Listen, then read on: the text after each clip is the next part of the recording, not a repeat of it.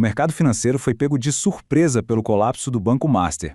Nessa análise, vamos mergulhar a fundo para entender o que aconteceu, como funciona o processo para reaver os valores investidos e, claro, quais são as grandes lições que um evento como esse deixa para todos nós.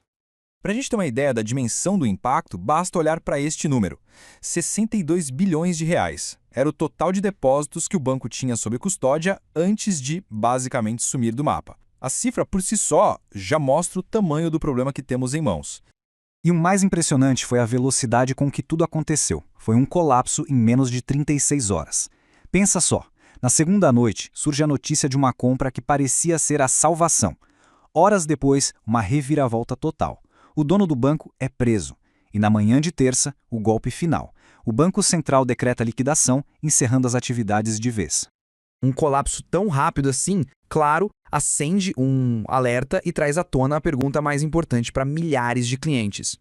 E agora, com o banco liquidado, para onde foi o dinheiro investido? A resposta, felizmente, está em um dos principais pilares de proteção do nosso sistema financeiro. Essa proteção é o Fundo Garantidor de Crédito, o famoso FGC. Vamos entender direitinho como ele entra em campo numa situação como essa.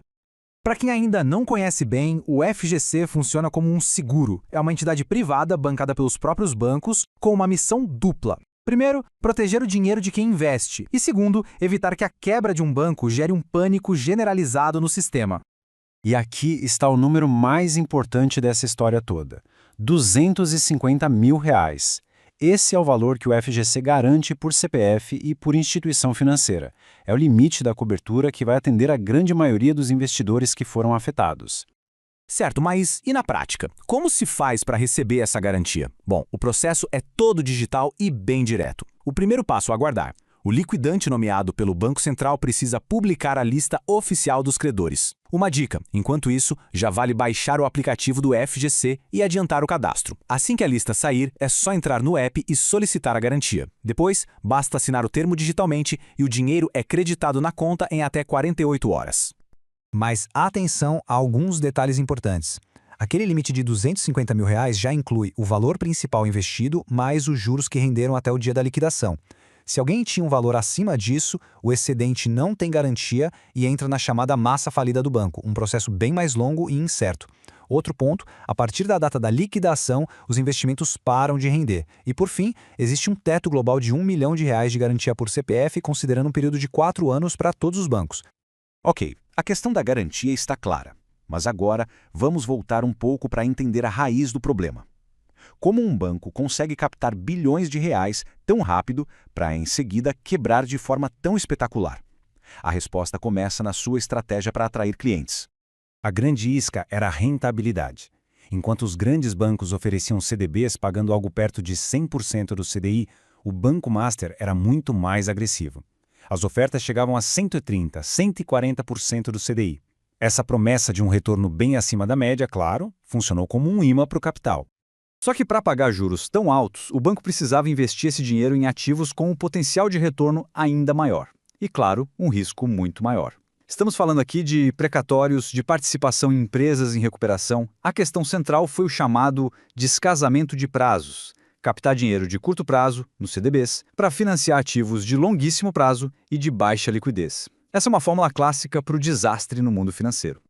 Mas a análise não para na estratégia de risco. As investigações da Polícia Federal levantaram suspeitas de algo muito mais grave: um possível esquema de fraude sistêmica operando dentro do banco. E a escala dessa suposta fraude é gigantesca. A investigação trabalha com um número que passa dos 12 bilhões de reais. Esse valor teria sido gerado a partir da criação de créditos fictícios, ou seja, inexistentes, com o único objetivo de inflar o balanço do banco. O coração desse suposto esquema é o chamado lucro fictício. Simplificando, é registrar na contabilidade um lucro que nunca existiu de verdade. O objetivo era um só: apresentar balanços financeiros que faziam o banco parecer muito mais forte e saudável do que realmente era, mantendo a confiança do mercado para continuar captando cada vez mais. Pelas investigações, esse ciclo da fraude funcionava em etapas bem definidas. Tudo começava, claro, com a atração de muito dinheiro através daqueles CDBs super rentáveis. Em um segundo momento, esse dinheiro captado era investido em fundos de investimento que eram administrados pelo próprio grupo controlador do banco, ou seja, o dinheiro ficava circulando em casa. Aqui vinha o pulo do gato, a terceira etapa. O valor dos ativos dentro desses fundos era artificialmente inflado. Criava-se uma valorização no papel que não tinha nenhuma base na realidade do mercado. Em seguida, essa valorização de mentira era registrada como lucro real nos balanços do banco. O resultado disso era a imagem pública de uma instituição sólida, lucrativa, uma máquina de gerar resultados. E para fechar o ciclo, com esse balanço maquiado em mãos, o banco ia ao mercado para captar mais dinheiro, mostrando seus ótimos resultados. E aí, a roda começava a girar de novo, cada vez maior e mais perigosa.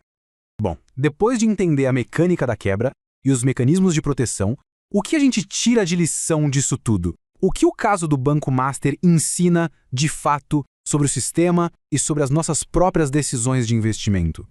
Uma pergunta que sempre surge nesses casos é: o FGC aguenta pagar essa conta? A resposta é um sonoro sim. O fundo tem hoje reservas de mais de 120 bilhões de reais. A estimativa de pagamento para os credores do Banco Master fica entre 30 e 40 bilhões. Ou seja, existe liquidez mais do que suficiente para cobrir tudo, o que afasta qualquer risco de contágio para o resto do sistema. No fim do dia, este caso serve como um lembrete muito claro de uma das regras de ouro do mercado: não existe almoço grátis. Se a promessa de retorno é muito, mas muito acima da média, pode ter certeza de que o risco embutido ali também é proporcionalmente maior. E isso tudo nos leva a uma reflexão final. O FGC é uma rede de segurança essencial, mas ele tem seus limites. A pergunta que fica no ar e que cada um deve se fazer é: qual é o verdadeiro preço que se paga por uma promessa que parece boa demais para ser verdade? A resposta para essa pergunta é o que no fundo define o perfil de risco e a trajetória de qualquer investidor.